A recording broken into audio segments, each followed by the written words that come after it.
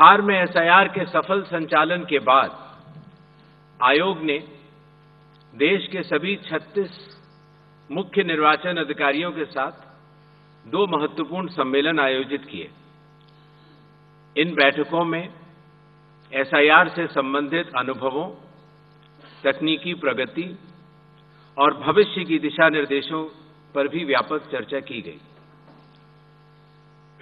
पिछले एसआईआर की मतदाता सूची से मैनुअल भी और तकनीकी तरीके से भी दोनों स्तरों पर मिलान का कार्य लगभग पूरा कर लिया गया है और इसके तैयारी के आधार पर अब चयनित राज्यों में एसआईआर का दूसरा चरण प्रारंभ किया जाएगा।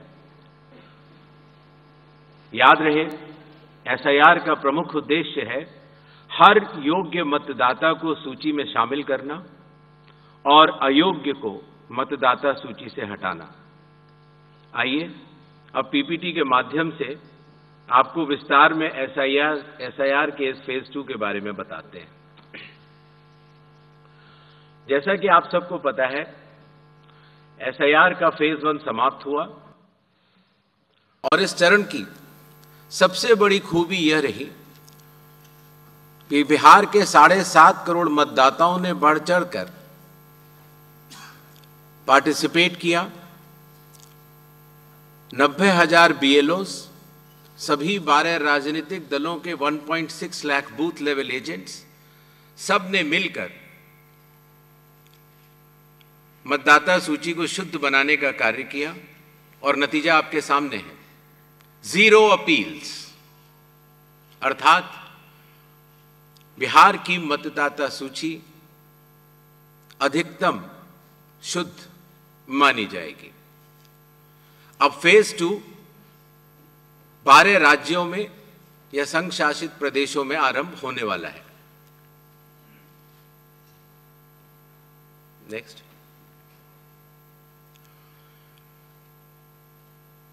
किसी भी मतदाता के लिए जो उसकी अर्हताएं हैं वो संविधान के अनुच्छेद 326 में लिखी गई हैं, अर्थात भारत का नागरिक होना, कम से कम आयु 18 वर्ष की होना, उस विधानसभा क्षेत्र का सामान्य निवासी होना और किसी अन्य कानून से उसको डिस्क्वालीफाई न किया गया हो।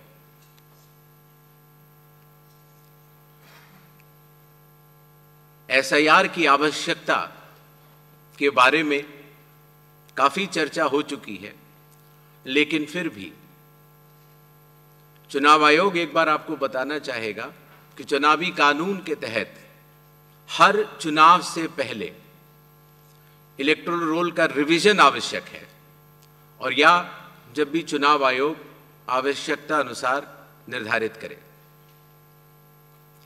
विगत कुछ दशकों से लगभग हर राजनीतिक पार्टी ने मतदाता सूची के शुद्ध न होने के ऊपर चुनाव आयोग को लगातार शिकायतें दी हैं। पहले सन 1951 से लेकर 2004 तक लगभग 8 बार स्पेशल इंटेंसिव रिवीजन इस देश में चुनाव आयोग ने कराया है और आखिरी इंटेंसिव रिवीजन लगभग 21 साल पहले 2002 से लेकर 2004 की मियाद में पूरा किया गया था। इस लंबे दौर में, 2 दशकों से भी अधिक लंबे दौर में, मतदाता सूची में कई परिवर्तन आवश्यक हो जाते हैं, जैसे कि भारत की विकास गाथा के साथ साथ लोगों का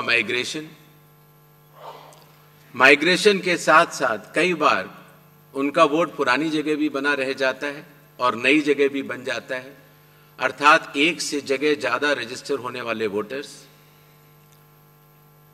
कई बार किसी की डेथ होने के बाद भी उसका नाम न हटाया जाना या गलती से किसी भी विदेशी नागरिक का नाम मतदाता सूची में आ जाना। इन चारों कारणों की वजह से चुनाव आयोग ने निर्णय लिया कि पूरे देश में चरणबद्ध तरीके से SIR कराया जाए और इसकी पहली कड़ी बिहार आपके सामने समाप्त भी हो चुकी है और बड़े सफलतापूर्वक लोगों ने चुनाव आयोग पर विश्वास भी जताया।